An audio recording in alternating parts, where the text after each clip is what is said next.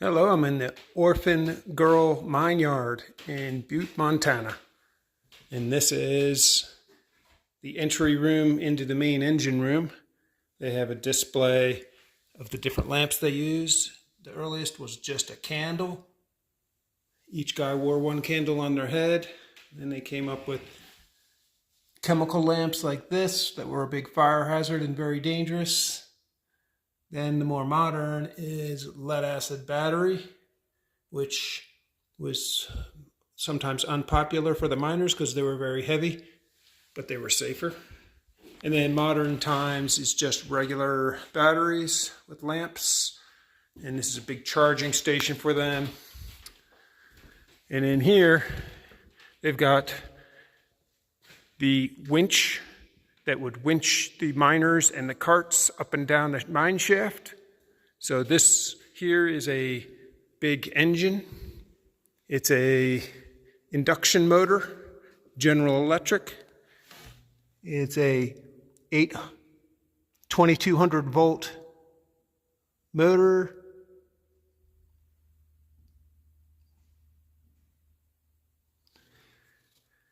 Then here's a transmission.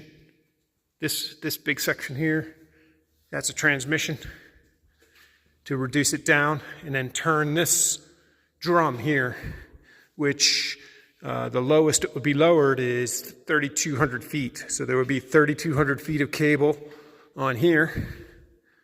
And this cable wraps around just like this and goes up to a mining tower.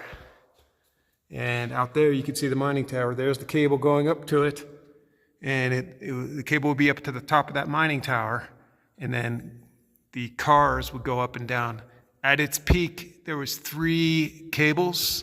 One of the winches is outside there. Then there was 2 cables that were run out of this room to winch them up and down. They could lower and raise this cable at 2,000 feet per minute. So quite a fast ride. A little bit scary for the miners, but they had to in order to be efficient. Last thing to show you, really cool, is this belt drive air compressor. It's a big Ingersoll Rand.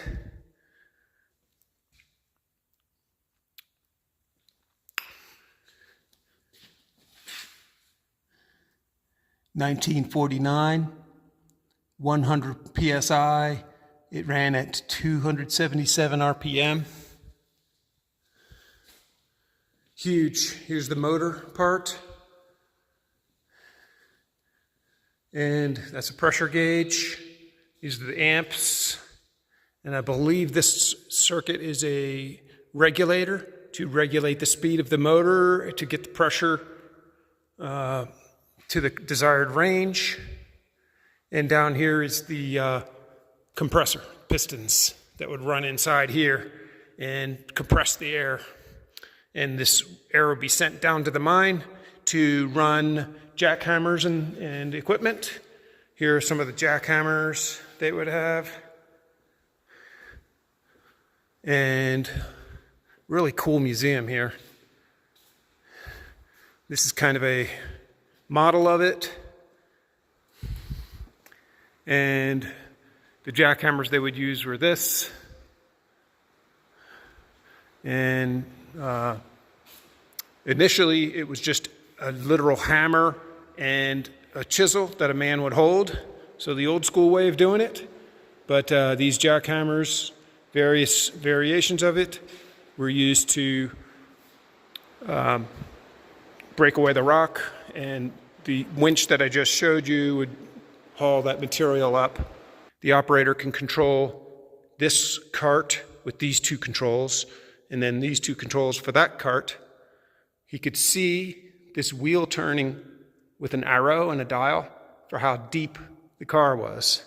And there would be 1, 2, 3, and so on, up to 32 for 3,200 feet.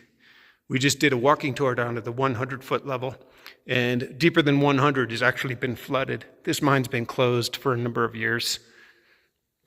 Interesting part is to communicate from the inside of the shaft up to this operator, they would use bells. And the operator would hear these bells ringing from the stations down the shaft, and then he would know to send the cart down to whichever level. Seen its better days, but it is secure right now, and you guys can actually get in the chippy and have your photos taken. But first, I just want to tell you a little bit about it. Standard load of men in a chippy this size. Anybody want to take a guess? 8. 8 is a perfect guess. That is the standard load, okay? We're going to fit 8 men in a chippy like that, but at the end of the shift, when everybody's anxious to get out of the mine, they'd squeeze 10, 11, 12 guys in a chippy like this, okay? But they're going to close you in like a sardine in with those other guys.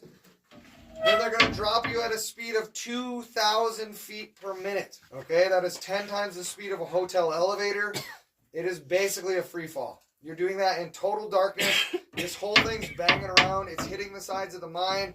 And then we're going to get down to the shaft station, and hopefully we get set down nice and easy at that shaft station. But if something went wrong, or that hoist operator was trying to get his revenge on you for those nasty signals you sent up to him, he could stop that cage suddenly, at which point there's 10 or 15 foot of give in that steel cable above you, and it could bounce up and down the shaft 7, 8 feet.